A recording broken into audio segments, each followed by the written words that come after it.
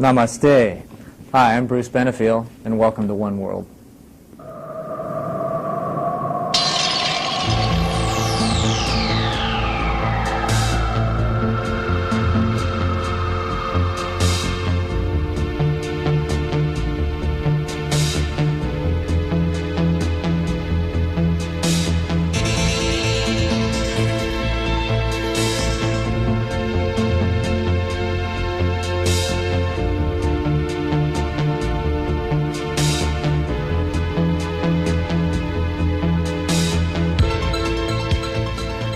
Hi again, and welcome to this week's edition of One World. This week's guests are Eileen Borris, who has a doctorate in psychology. She's also the founder of Peace Initiatives. We'll talk more about that in a moment.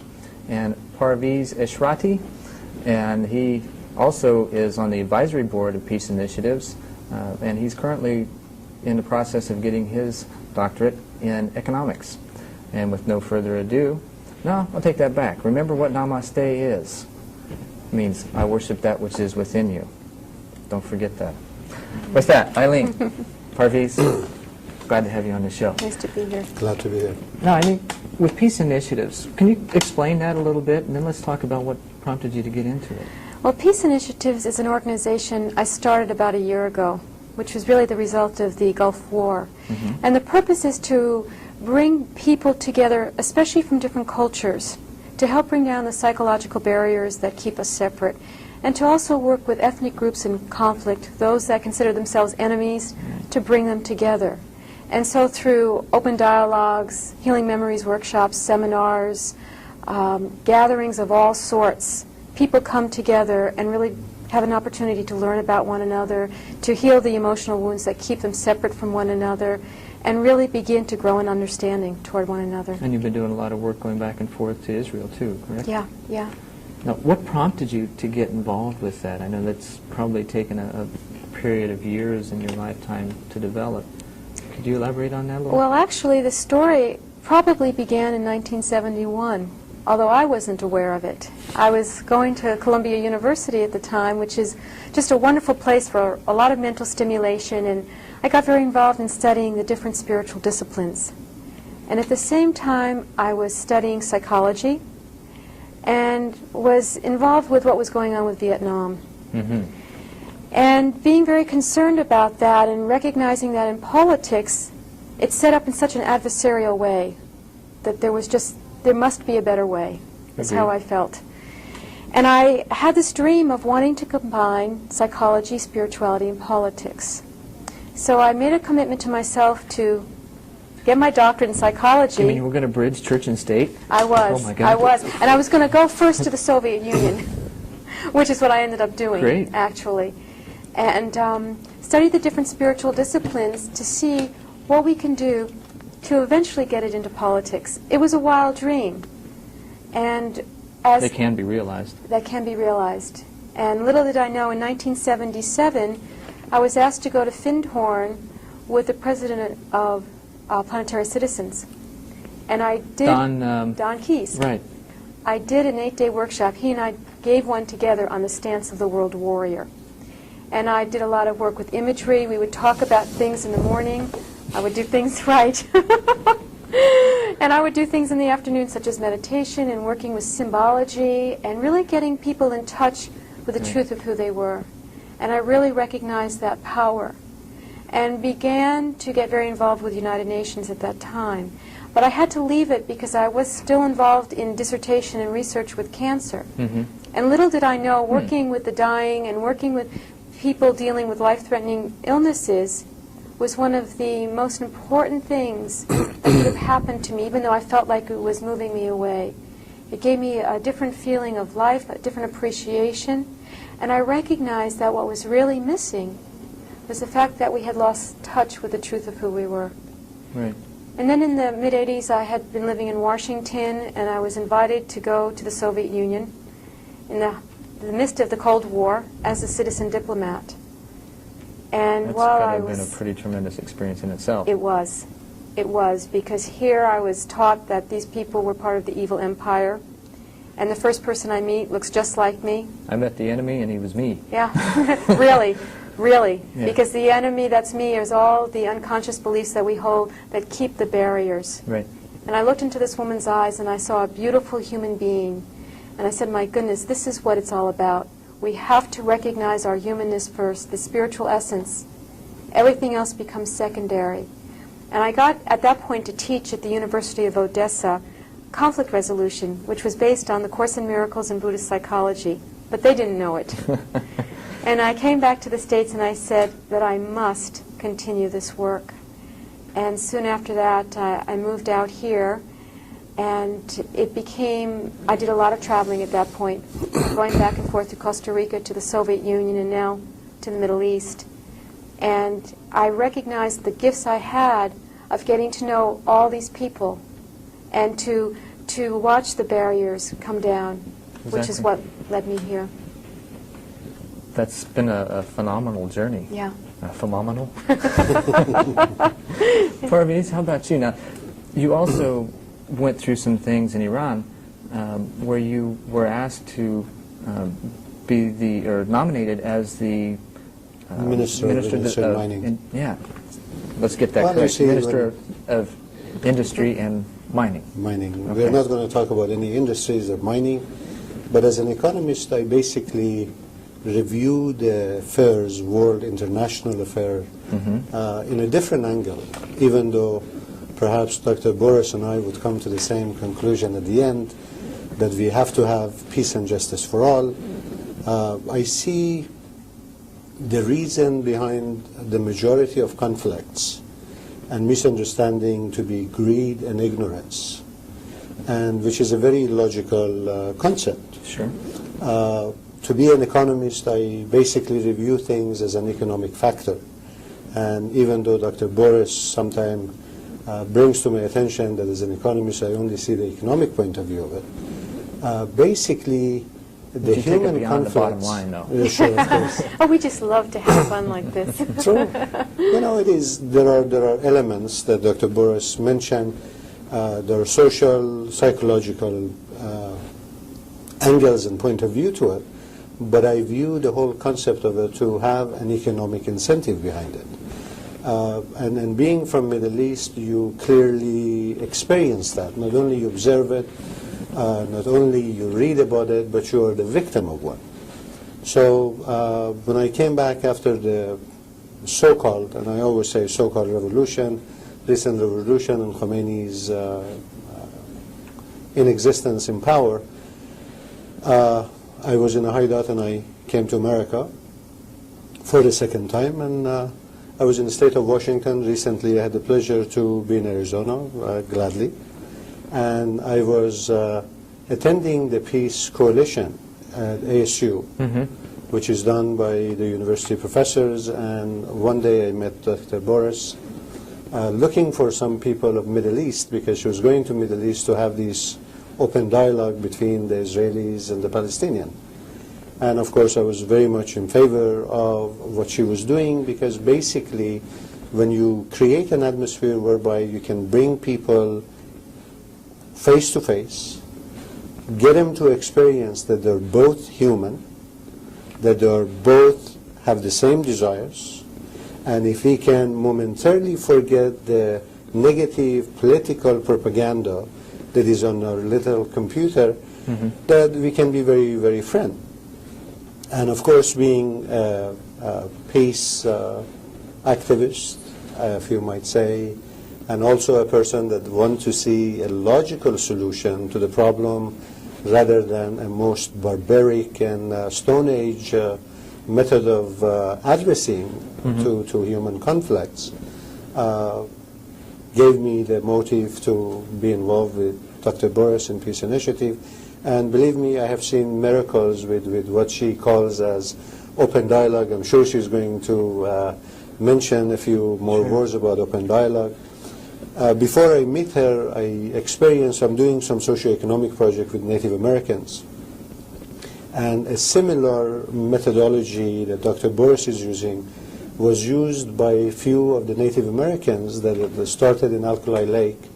And they're using, they call it New Direction. They basically do intense training whereby they assist you to see the forces inside of you and bring that negativity into a positive force.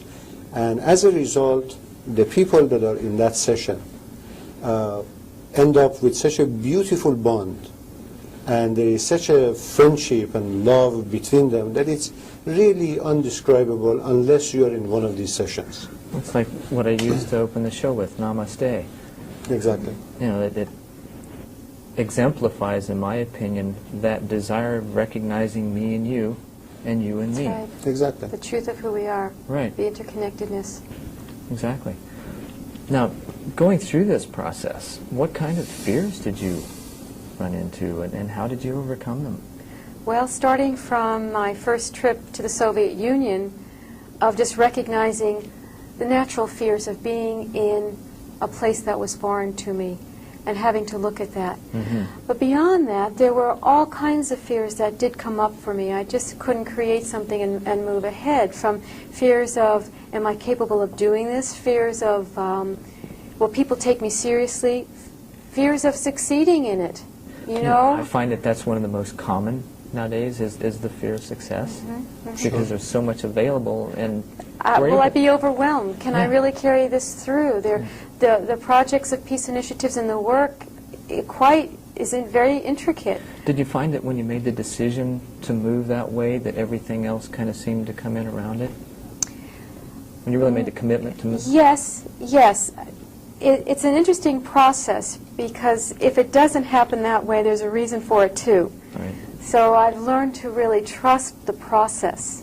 And go with the flow. And go with Where'd the that flow, go? yes. Speaking of going with the flow, we've got to take a short break for a public service announcement, and we're going to find out more about job safety. We'll be right back with you. Thanks for tuning in.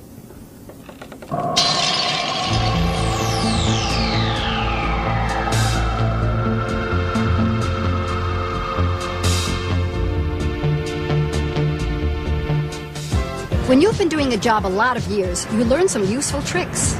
How to do it right, how to do it safely. Being new on the job means keeping your eyes open, learning the rules, not taking shortcuts. And if you are injured on the job, workers' compensation can help. It's been helping for 75 years. But wouldn't it be better to do the job right? Keep safe and make my job easier.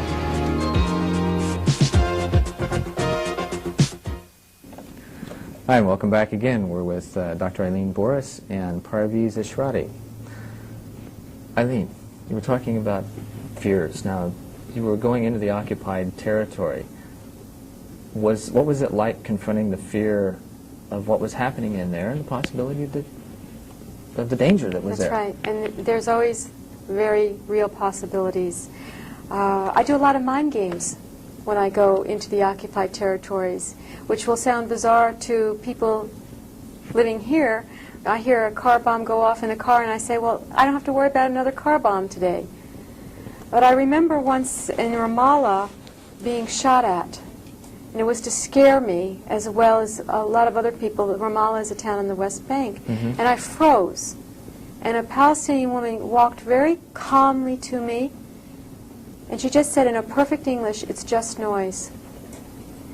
And one of the things that really keeps me going, because there's fears that come up all the time, not only safety and the inner struggles and the inner fears and all of that comes with the territory, because every day I'm encountering another fear.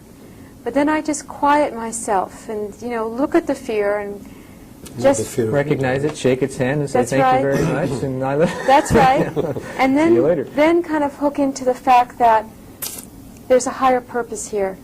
It was the higher purpose that started in 1971 through my meditation experiences that brought me to wanting to combine all of this to begin with and to take me on this journey. And when I remember that and focusing on that, there's an inner calm. Sure. And that's what allows Peace me that to... surpasses understanding, That's or something right. like that. That's right. That allows me to move on. Yeah. No, that's great. Now, that's something that we don't have to deal with here in the United States. Some areas do.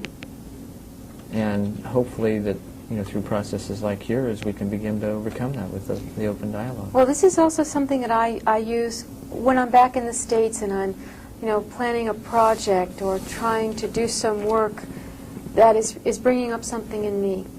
If I focus back in on the purpose, then I can keep moving. Right. I would like to add what the comment you actually made right now is that I don't like people to get the understanding that the peace initiative's purpose is for overseas. Peace initiative basically is a criteria by which try to bring and create more understanding among people of diverse groups. Right. And I think there is much of it to be feared in America, because even though United States is which is my home and I'm a U.S. citizen, I don't want to sound as U.S. is a different entity for me. Even though United States is made of more diverse group of people, and superficially, and I underline superficially, we have learned through the fear of law to live with one another and perhaps cope with one another at work, but we have not yet accepted one another as another human being and try to establish a relationship. Do you find that we really have the time, or that the time is given in the workplace?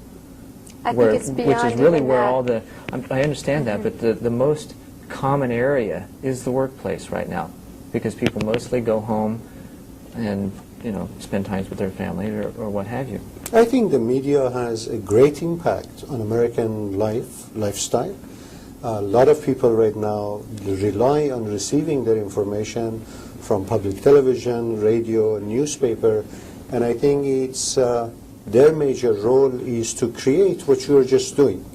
Basically, by this show, you're bringing an awareness into people that there is a movement toward creating more understanding between There's hope. people of the world. There's hope. Really, I mean, And we're talking about attitudes. I can tell you quite a few, which I'm not going to right now for the sake of time, but I can tell you the fears and the problems I have encountered as a foreigner. What was the major one that you had? Well, I don't know if it's the major one, but one of the recent one, I came back after the revolution, and unfortunately it was right about a month or so, quote unquote, after the hostage taking, and I just had bought the business in the state of Washington. Mm-hmm. And I remember, I had a certain image of the cowboys, and a Montanian cowboy walked in, 6'4", with a cowboy hat, and he tapped me on the back. He tapped me on the back, and he says, "I take it that you are our host." And I said, "Yes, sir." He says, "Where are you from with your accent?" I said, "Iran." He says, "What the hell is about the hostage taking?" And I looked at the 6'4" cowboy, and I said, "You're probably too stupid to understand, and I'm too naive to explain. You had nothing to do with it. I had nothing to do with it. Let's have a drink and forget it." And he shook my hand. And believe it or not, for the entire time I had the hotel, he became one of my very best friends, because I broke the barrier in my own way that I knew, to be caught on guard. Do you find that we often separate ourselves, focusing on events that have world impacting through the media, and we don't take the time to really Very go much so. beyond that and say, "Oh well, we're here now. How you doing?" Very much so. Very much so. Now, how do you see that being reflected? What you've experienced, Eileen, in being reflected in the world immediately around you? We carry the images that's passed down from generation to generation. And we can see it very clearly in the Middle East. Mm-hmm. But we take on some of these unconscious beliefs, and we're not aware of them.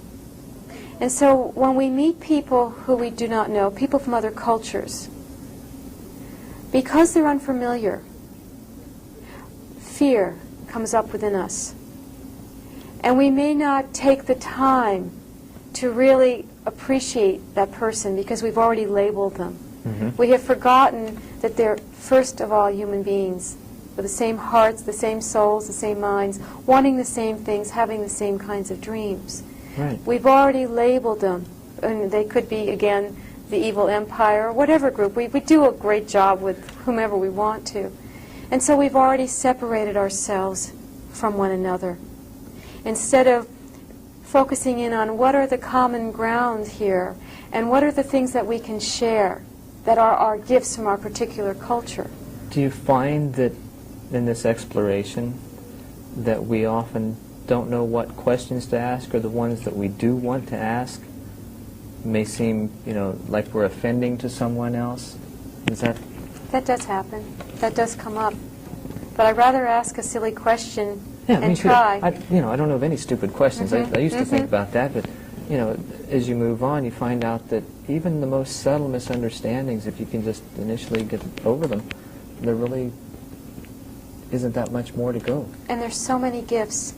Just the gift of trying and joining with one another. And in the Soviet Union when I went, I didn't speak Russian. And I was with so many Soviets who didn't speak English. And yet we could find a way of communicating, and the few words we did know could really make for a lot of fun, actually.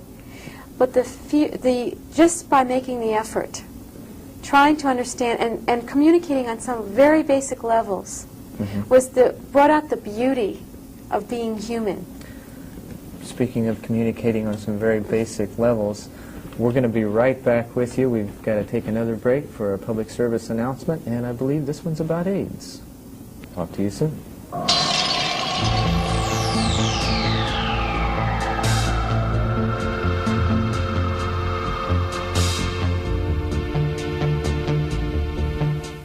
If I told you I could save my life just by putting on my socks, you wouldn't take me seriously, because life is never that simple.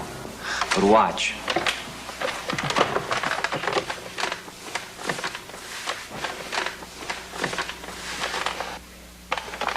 Okay, you're right. That wouldn't really save my life. But there's something just as simple that could.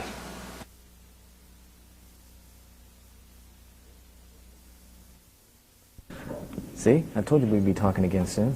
We're with Eileen Borris and Parviz Eshrati. And Parviz, how do you see the things that you've experienced being reflected in the world around you now? With peace initiatives, I'm sure that you're experiencing a lot more multicultural diversity or cultural diversity than most. How do you see that being reflected? You see, the conflict basically comes from, as Dr. Borris was explaining, comes from lack of understanding and fear.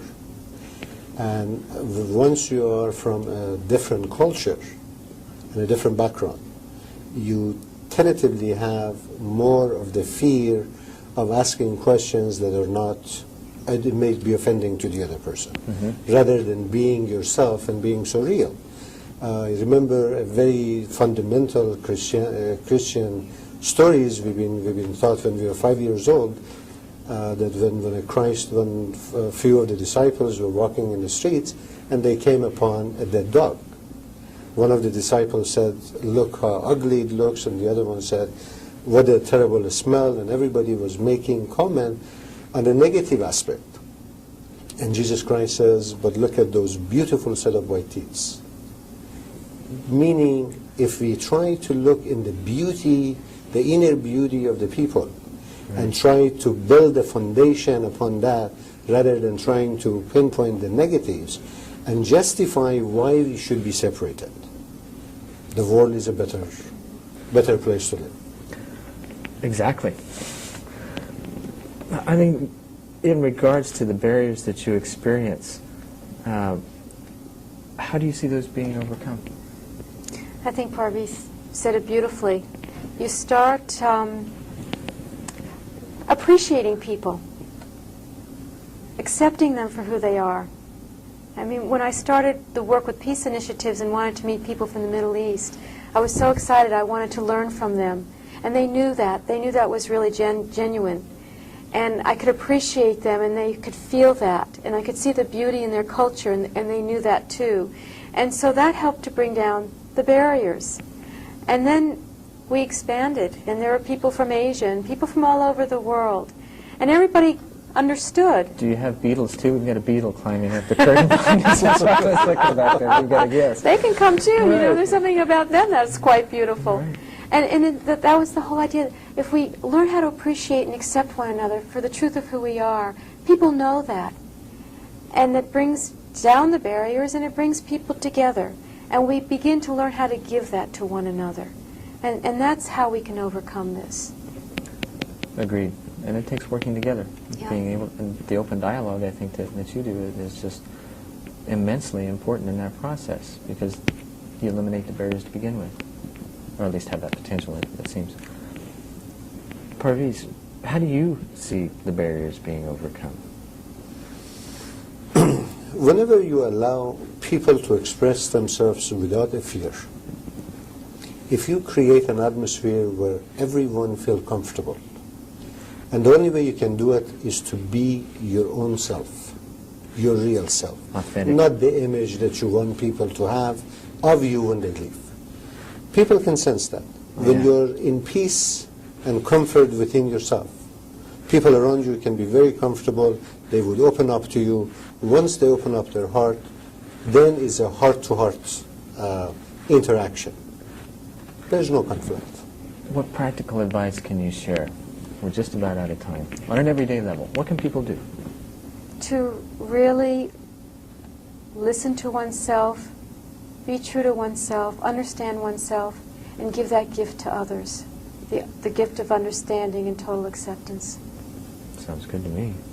Parviz, how about you? Every day you leave home, make sure you allow one person to enter your heart and try to get to know them as best you want to be known to them.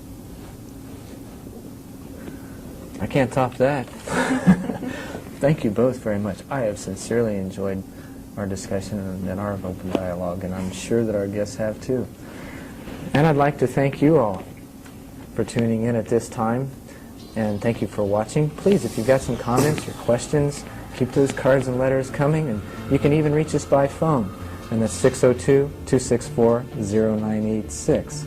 Or if you'd care to write us, you can reach us, care of One World, P.O. Box 32035, Phoenix, Arizona 85064. And please, do what you can to get involved in your own community, in your neighborhood, maybe even in your own house.